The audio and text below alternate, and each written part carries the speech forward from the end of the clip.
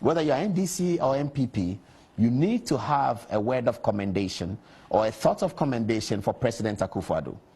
He is the 7th or so president of the 4th Republic. The MPP manifesto, this is not the first time any manifesto is talking about this matter. And this is a president who comes and says, I have power, the power given me by the Constitution to appoint district chief executive that I can appoint them from my party. I don't want that power anymore. I think that power is inimical to the progress of our society. Even though that power is given to me, the president, I want that power gone.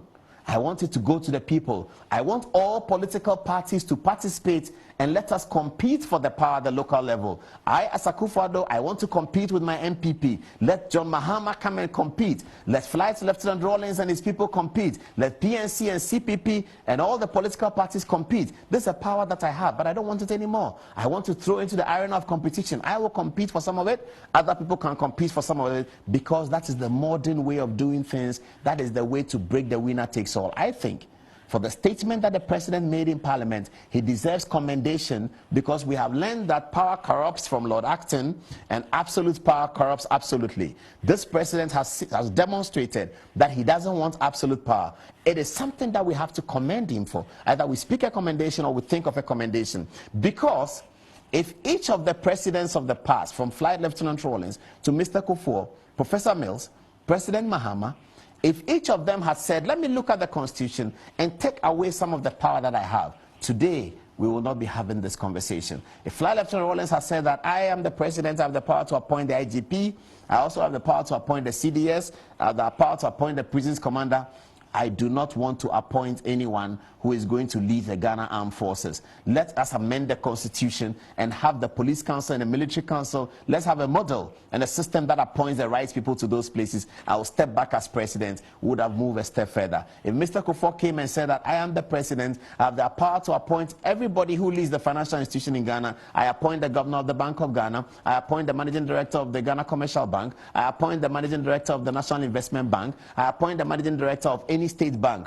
If he has said that, well, I'm the president, I have the power to do so, I don't want to do that anymore. Let us have a system. Let the Ghana Banking College, Ghana Bankers Association, let us have a model with which we do these things so that these appointments can be made without the president in the interest of democracy.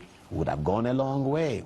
If Professor Mills had come and said that I'm Professor Mills, I'm a lawyer, I've gone through the system, I appoint the Chief Justice, I appoint Supreme Court judges, I appoint Court of Appeal judges, now I don't want that power anymore. Let us go and amend the Constitution and have these people appointed another way. I can lobby as president, my ministers can lobby those councils, as ministers, as Attorney General, as ministers of justice, they can lobby, but I don't want the power to appoint these people who would have come a long way. It is in this spirit that I think that Akufo-Addo, being the first president under the 4th Republic, to say that the power that I have, I don't want it. Let that power go away and let me compete for it with all other colleagues. We should commend him. That's why when he spoke to Parliament, he said he has spoken to former presidents and they all said the same thing. In tribute to Akufo-Addo, let us hear again what he said in Parliament. Speaker, yet another ambitious decentralization exercise is the expansion of full democracy to local government.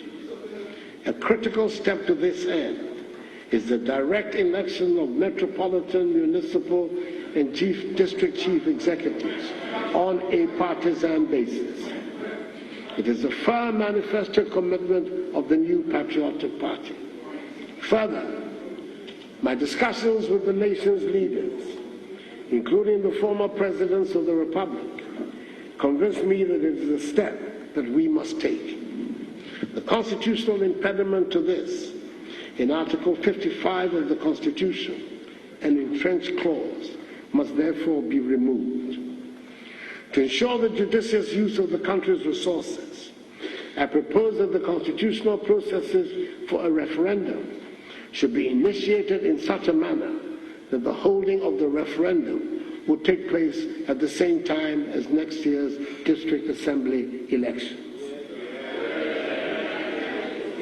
If successful, the outcome of the referendum will mean that the current set of MMDCs will be the last batch of chief executives to be appointed under the current system.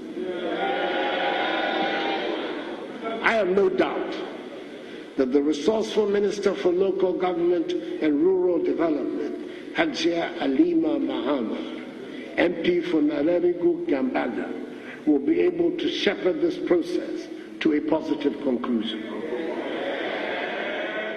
So you heard him. For whatever it is, I think that this president deserves some commendation. Nothing political about it, nothing about MPP or NDC, but let's urge our presidents to look at the Constitution and say what can be done. So, ladies and gentlemen, let's go to the polls on December 17. Let's vote a big yes. And let the NDC begin to guard their alliance, let the MPP guard their alliance, let the CPP guard their alliance, and let us get to the situation where we have these political parties in charge of the districts, and the winner takes all be defeated. Because that is the single enemy. That is the lion and the enemy in the room. The winner takes all that the constitutional arrangement gives us is the enemy to Ghanaian politics. That is what has provided acrimonious politics. Let's go boldly on December 17th and vote yes, so that we will become like other countries have become, where our politics will no longer be acrimonious, where the responsibility of local government is clear, and we all know who has the responsibility. We all will have a connection with the development agenda in our localities. The taxes will be taken. Takrade will take different taxes from Kumasi. Kumasi might take different taxes from Ho. Ho might take different taxes from Accra. If you come to Accra, you have to behave in a certain way. Accra taxes may be white. Takrade will decide to make its taxes yellow, because now the chief executive of Accra is elected by the people of Accra, and is elected on party lines, an NDC person. The chief executive of London is Labour. What's wrong with that? And their policy is not acrimonious, because it's not a winner takes all. The government in England is conservative, but the chief executive of the capital city is the opposition. The opposition have London. So an NDC contractor doesn't have to worry. If NDC have Takrade, he can go there and get contracts over there. An MPP contractor doesn't have to be worried if John Mahama is president. If MPP have Kumasi, he can go there and get a contract over there. Winner takes all will be broken. Election day will have light tension like you see in other countries. Look at a country like Nigeria and look at the election. They don't pull knives. We pull knives. Nigeria doesn't pull knives.